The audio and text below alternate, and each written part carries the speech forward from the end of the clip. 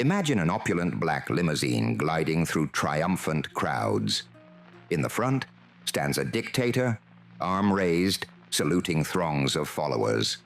The car itself gleams, a technological marvel of its time, yet it carries an aura of infamy. Once you know who rode in this car, it's impossible not to see, literally, the devil in every detail. In this Car Historian episode, we delve into the story of the Mercedes-Benz 770, an ultra-luxury automobile forever tainted by association with some of history's darkest figures. Dubbed the Grosser Mercedes, Great Mercedes, this was the pride of German engineering from 1930 to 1944. It chauffeured emperors, popes, and presidents. Yet it's most notorious as Hitler's car, the imposing parade vehicle of Nazi Germany's Führer and his inner circle. Today we'll explore the 770's glamorous origins, its dramatic role in World War II, and its complicated post-war afterlife. We'll see how a masterpiece of design became a propaganda symbol of the Third Reich, and how, after the war, this 5-ton giant turned into a macabre trophy and a subject of controversy. From its cutting-edge engineering to its cultural symbolism, from victory parades to museum displays, the Mercedes 770 carries a legacy as luxurious as it is dark. So let's step back in time and uncover the rise, fall, and afterlife of the Mercedes 770, the luxury car with a dark political past. Act 1, The Origins. The Mercedes-Benz 770 was introduced in 1930 at the height of interwar elegance. This massive car was crafted to be the world's most prestigious automobile, built upon request, only for those who could afford the very best. It succeeded the Mercedes 630 model and immediately set a new standard for state vehicles. Under the hood was a 7.7-liter inline 8-cylinder engine, powerful enough to propel this heavyweight to near 100 miles per hour. An astonishing feat in the 1930s. An optional Roots supercharger, hence the K for compressor in 770K, could boost output to over 200 horsepower, giving the Super Mercedes performance worthy of its name.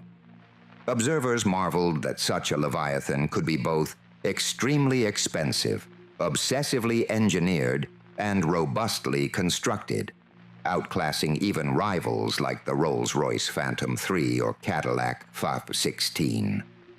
From the start, the 770 was destined for heads of state and royalty. The first series, W07, 1930 to 1938, saw only 117 units built, many custom-bodied by top coach builders. These cars ferried the likes of Reich President Paul von Hindenburg, Emperor Hirohito of Japan, and Pope Pius XI. Former German Emperor Wilhelm II, living in Dutch exile, owned a striking 770 cabriolet like the one pictured above. The Grosser Mercedes was as much a status symbol as it was an automobile, a literal vehicle of power and prestige. One contemporary critic, however, sniffed at its looks, dismissing the 770's styling as aggressive and full of Teutonic arrogance. This bold, imposing style was no accident. It was perfectly suited to an era of grandiose displays of authority. By the mid-1930s, one particularly ambitious politician had taken notice. Adolf Hitler, then an ascending force in German politics, developed an almost fanatical loyalty to the Mercedes brand. He reportedly proclaimed that he could not tolerate a car manufactured by another company. From 1931 onwards, even before he seized power, Hitler used a Mercedes 770 as his preferred ride. When he became Chancellor and Führer, the German government acquired a fleet of 770s for Hitler and his top aides. These included both open-top tourers for parades and closed armored limousines for safer travel. In 1938, Mercedes introduced the second series, W150, which was even more advanced: independent suspension, hydraulic brakes, a stronger oval tube chassis, and an up-rated engine capable of 230 horsepower supercharged. Only 88 of the W150 series were built through 1943, making them exceptionally rare. The price? If you had to ask, you couldn't afford it. Mercedes never published a price list, saying simply, price upon request. Every detail of the 770 exuded excellence. The hood was so heavy it took 2 men to lift. Underneath lay a shining marvel of chrome, enamel, and steel, the straight 8 engine described as a beautiful and terrifying enterprise. The passenger cabins were decadent, with velvet upholstery, polished wood trim, and even built-in tool chests for the chauffeur. In the later armored versions, hidden compartments held Luger pistols for security. The car's sheer size was awe-inspiring. About 20 feet, 6 meters, long, weighing up to 4 to 5 tons once armor was added. Thick 1.5-inch glass and 3/4-inch steel plating made some 700s and 70s effectively rolling fortresses. One armored 770 at the Canadian War Museum weighs 4,100 kilograms, approximately 9,000 pounds, due to 40mm glass and 18mm steel protection. That's the price of making a car bomb-resistant. From its gleaming chrome grille, shaped rather like a giant axe blade, to its oversized tires and triple spare wheels, the Mercedes 770 was engineered to impress and intimidate in equal measure. By 1938, as Europe braced for conflict, the stage was set for the Mercedes 770 to move from gilded salons to the theaters of war. Hitler's garage in Berlin was stocked with these impressive machines. Now, the car that was born as a symbol of luxury would become entangled with tyranny and propaganda. Act 2, the drama. It's 1940. Nazi Germany is at the height of its power. Adolf Hitler, ever conscious of imagery, takes center stage in newsreels, and often he's literally standing in a Mercedes 770, dominating the frame. The Mercedes 770K Grosser Offener Tourenwagen, the open-top touring car variant, became Hitler's favorite parade car. He would ride standing in the front seat, one hand gripping the windshield frame, the other raised in Nazi salute. In June 1940, after the stunning defeat of France, Hitler rode in a 770 through the heart of Berlin in a grand victory parade. This 20-foot-long Mercedes, with license plate 1A148461, carried him past cheering crowds and banners of the Third Reich. Photographs from the era show the Führer basking in adulation, the enormous Mercedes surrounded by thousands of Sieg Heil salutes. The car's hood is adorned with Nazi standards. Its massive engine growls as if asserting German supremacy. As one historian noted, the imperious profile of the Mercedes 770 was a perfect fit for Hitler's self-image. This car was more than transportation. It was rolling propaganda. The New York Times in 1940 dubbed it the Super Mercedes, highlighting how the Nazi regime showcased it as proof of German industrial might. Indeed, the 770 was a potent propaganda symbol of the Third Reich, the product of gifted people, demonstrating Germany's engineering prowess. In one iconic scene, Hitler used a grosser 770 to drive Italian dictator Benito Mussolini during a state visit. Two fascist leaders cruising in one very large, very black Mercedes. He gifted similar 700s and 70s to his allies as tokens of favor. Ion Antonescu of Romania, Benito Mussolini of Italy, Francisco Franco of Spain, Carl Gustav Mannerheim of Finland. All received Mercedes 770s from Hitler. These gifts were both diplomatic and symbolic, tying foreign leaders to Nazi Germany's sphere through the prestige of these cars. One of those gift cars led to a remarkable footnote in history. In 1941, Hitler presented a brand new 770K to Finland's Marshal Karl Mannerheim. Mannerheim had allied Finland with Germany against the looming Soviet threat, and Hitler expressed his thanks with this extravagant Mercedes. In June 1942, Hitler made a surprise visit to Finland for Mannerheim's birthday.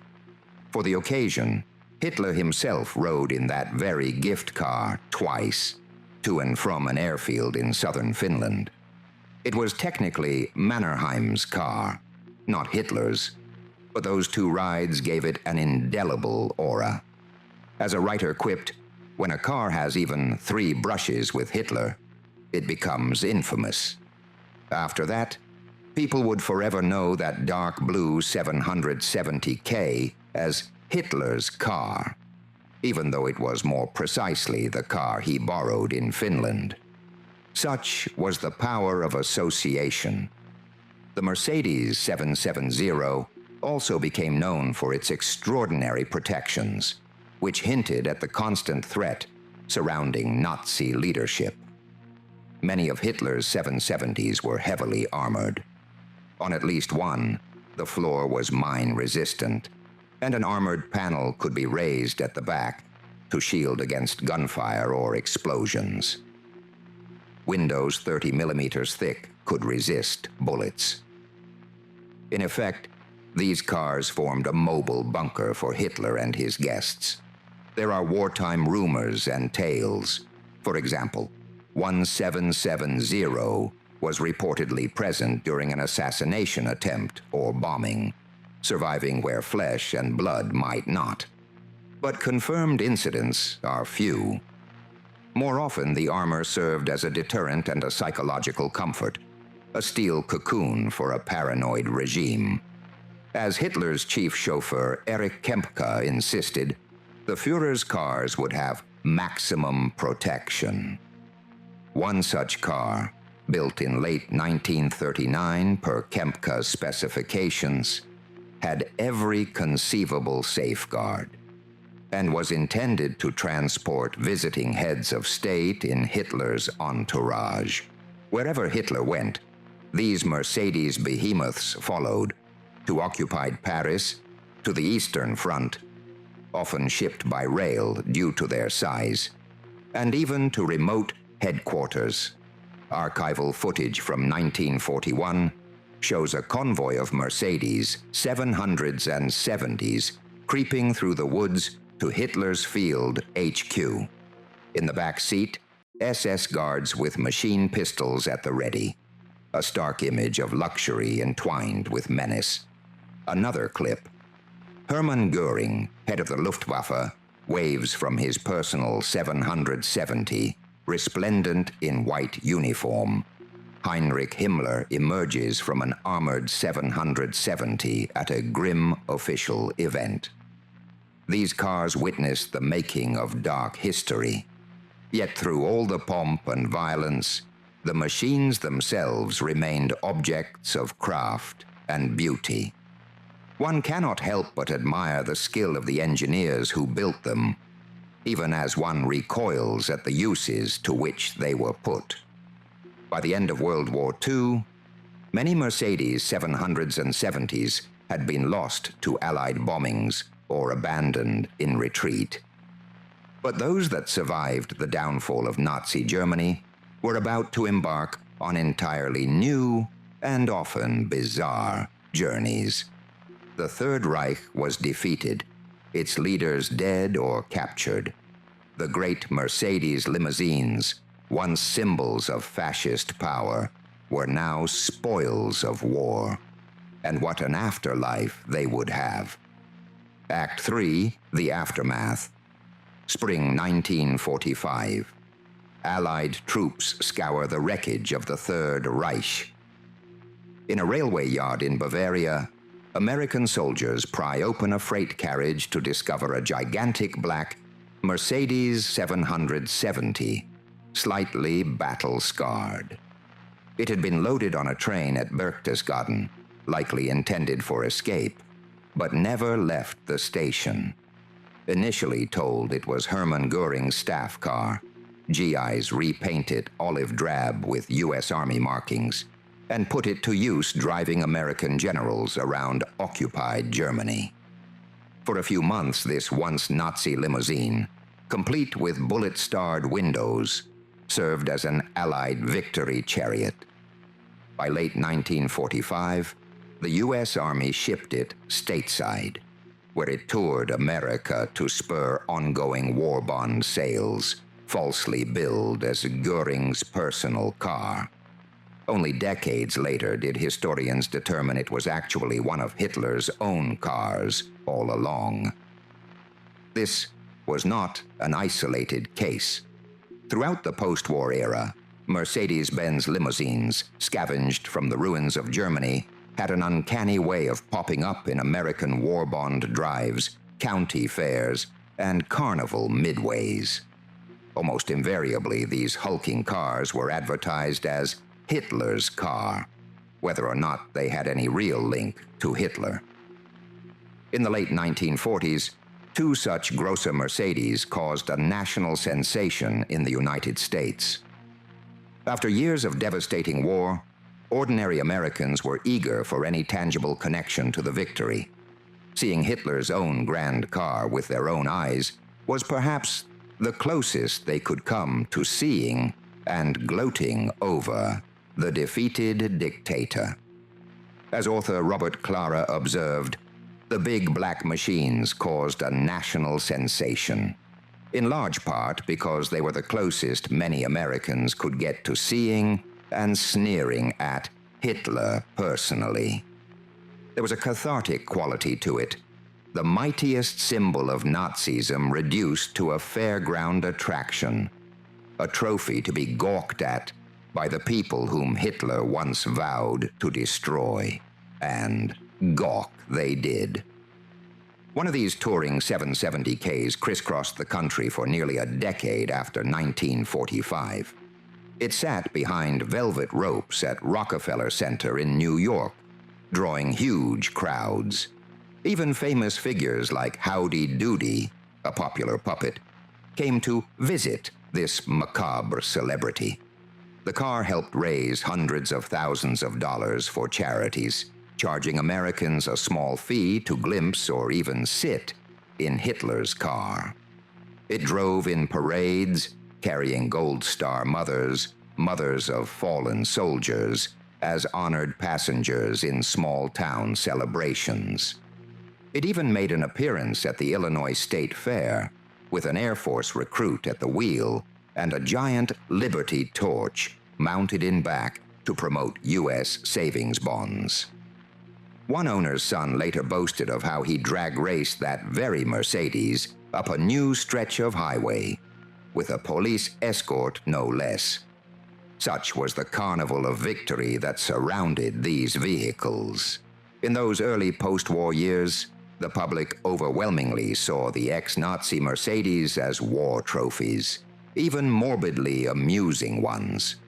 A battered black 770 on display was an undeniable affirmation of American military and moral certitude, proof that the bad guys lost and their toys were now ours. But as the 1950s bled into the 1960s, sentiments began to shift. The world learned more about the true horrors of the Nazi regime. The Holocaust became widely understood in its full enormity. That changed how people felt about seeing Hitler's personal items paraded around. By the 1960s, a Mercedes 770 labeled as Hitler's car generated more controversy than curiosity. Protests and complaints arose that exhibiting the car was in poor taste, even hurtful to survivors and the memories of victims.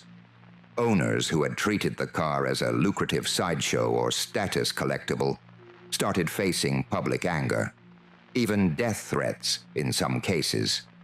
At least one owner, unnerved by hostile reactions, quietly sold off his Hitler limo. The very artifact that once let Americans mock the Führer had become an uncomfortable reminder of genocide. Meanwhile, the collector's market was waking up to these historic automobiles. By the 1970s, car enthusiasts and museums vied to obtain the remaining Mercedes 700s and 70s, but not without heated debate. In 1973, one of the 770Ks, ironically the very car Hitler gave to Mannerheim in Finland, went up for auction amid global publicity. It was advertised as Hitler's parade car, and although that was later proven only half true, the allure drove bidding sky high. The hammer fell at $153,000. At that time, the highest price ever paid for an automobile at auction. It shattered the previous record, which had been $90,000 for actress Greta Garbo's Duesenberg. The buyer, an American businessman, displayed the car at a theme park in Pennsylvania for a while. Another $770,000 sold that same day for $93,000. Clearly, the monetary value of these cars was rising alongside their infamy. Yet ownership brought headaches. After the record-setting 1973 sale, media attention on Hitler's car intensified. The new owners found themselves defending why they wanted such an artifact, even as they took pride in the engineering. One car, having changed hands, ended up with a wealthy American collector, retired U.S. Air Force General William Lyon, who spent 20 years painstakingly restoring it to perfection. General Lyon loved the car as a piece of mechanical art, but even he called it an albatross at times. Sourcing tires that could support the immense weight took 15 years, and only during the restoration did he discover the car's full story and the truth that it had been a gift to Mannerheim and only briefly used by Hitler. History, it turned out, was complicated. Around the world, surviving 770s found different fates. One ended up in the Canadian War Museum in Ottawa, donated in 1970 as part of a tax settlement.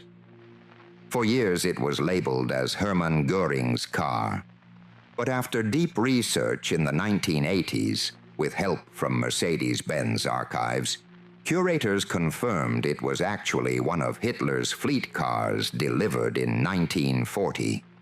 Today it's displayed with extensive context, not to glorify, but to educate. Another 770,000 was discovered in the 1960s in a garage in communist Latvia, of all places. It turned out to be Joseph Goebbels' Mercedes 540K, a close relative of the 770, which a Soviet Latvian official had quietly kept until selling it off. In fact, the Soviet Union had its share of these trophies. A Russian museum director noted that thousands of German cars and motorbikes were seized by the Red Army in 1945 and shipped back home. To this day, Moscow's military museum displays Hitler's jacket and even his charred jawbone. So a Mercedes 770 is just another war prize in that context. In recent decades, Russian collectors have shown a keen interest in Nazi-era cars. As one collector, Dmitry Lomakov, explained, Russians see owning these cars as symbols of Russia's victory, like sticking one finger up to Hitler. In 2009, an anonymous Russian billionaire did just that. He snapped up a midnight blue Mercedes 770K from Hitler's fleet, the same car that had once carried Hitler and Mussolini, plate number 1A148461, for several million euros.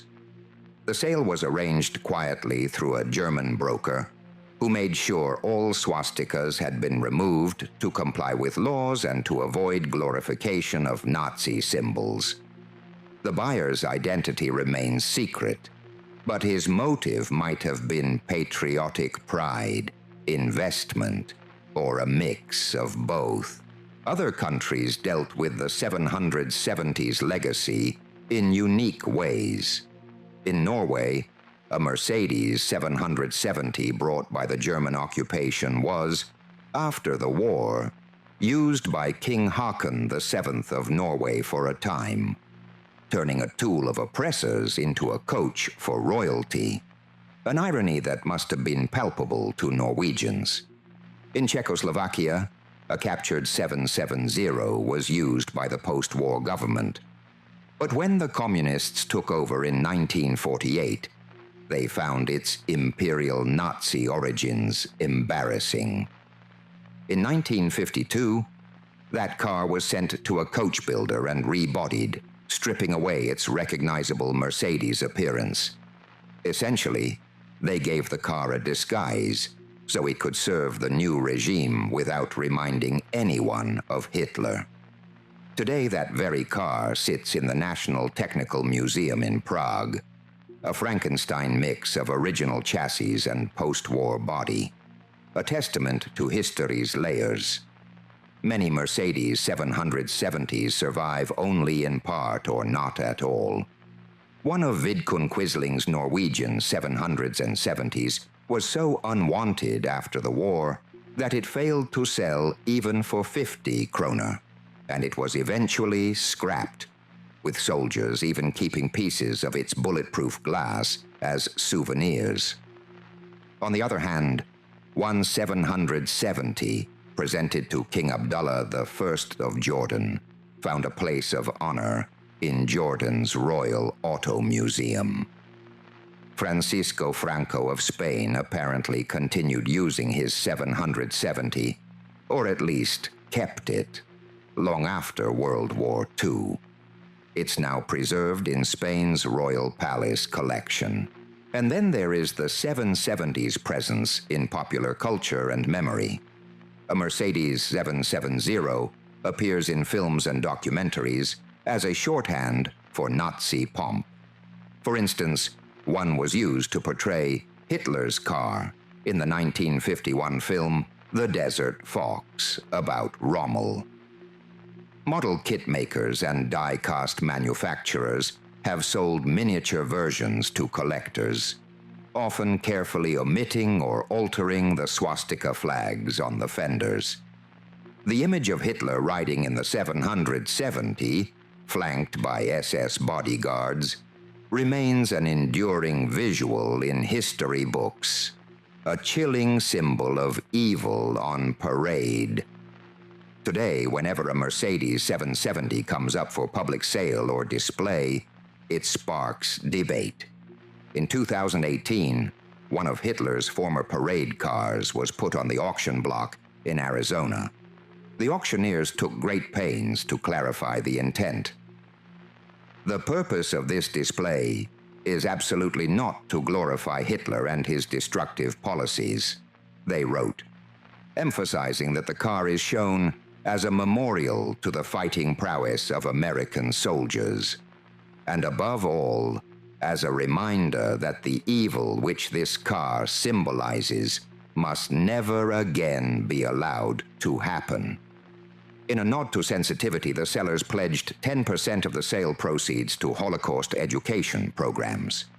The car was billed as the most historically significant automobile ever offered for public sale, and it indeed drew worldwide attention.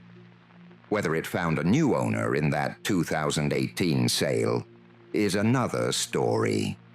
Some reports suggest it may not have met its reserve price. Regardless, it remains in wealthy private hands or collections. So what do we make of the Mercedes-Benz 770's legacy? On one hand, it is a masterpiece of design and engineering, a grand car from a golden age of automotive craftsmanship. It represents the pinnacle of what Mercedes-Benz could achieve in the early 20th century: power, luxury, and innovation. Enthusiasts still marvel at its imposing presence and the meticulous detail of its construction. As the auction house said, it truly is one of the outstanding cars of the century, built by gifted people, representing the highest in craftsmanship. Yet on the other hand, the 770 is inescapably a symbol of tyranny and war. The chrome, leather, and horsepower are forever intertwined with the images of dictators who rode in them. It's the car that carried Adolf Hitler down the Avenue of Victory and carried the weight of a nation's darkest ambitions. Even in its post-war life as a sideshow attraction or collector's item, the 770 never shook that dark political past. If anything, time has only sharpened the contrast between the car's beauty and the ugly history it witnessed. Museums that display a Mercedes 770 now face the challenge of interpretation. How to present such an artifact honestly and educationally. Many, like the Canadian War Museum, have opted to frame it as a stark reminder of where hateful ideologies can lead. Using the car's aura to provoke reflection rather than admiration, the Mercedes 770's story is a potent reminder that objects can carry history's imprint. A car is just steel and rubber, but in the collective memory it can become a vessel of meaning, pride, propaganda, infamy, or warning. The grosser Mercedes was once a jewel of automotive excellence. It became a throne on wheels for a dictator, and later, a trophy of his defeat. Today it stands silent in museum halls or private collections, inviting us to ponder the complex legacy of the past. We can appreciate the machine, yes, but we must never forget the context, the people and events that gave this machine its notoriety. In the gleam of its polished hood, we see both the genius of human innovation and the reflection of human folly.